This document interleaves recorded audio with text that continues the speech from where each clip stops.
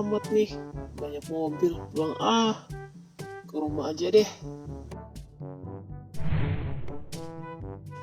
Untung udah sampai rumah nih, tinggal rebahan. Kok jadi warna pink sih kamarku? Wah, ini pasti kerjaannya si ondel-ondel kuning nih. Dasar, ngeselin banget sih. Ondel-ondel kuning, kamu di mana? Keluar kamu ke sini, kamu kamar aku. Mana sih?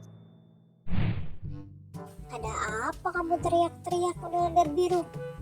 Aku kan lagi tidur siang di kamarku. Kamu kan yang ngerubah warna kamar aku menjadi warna pink seperti ini. Kamu harus tanggung jawab. Ondel-ondel kuning, kamu harus ngecatnya lagi warna biru seperti aku. Aku tidak mau seperti ini. Hehehe, maaf ya ondel-ondel biru, soalnya aku gabut.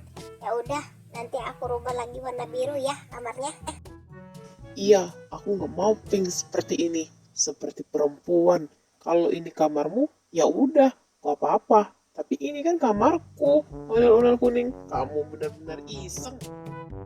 Iya, nanti aku rubah lagi jadi warna biru. Teman-teman, bantuin aku yuk. Jangan lupa subscribe dulu. Nanti baru ada part 2-nya ya. Bye-bye.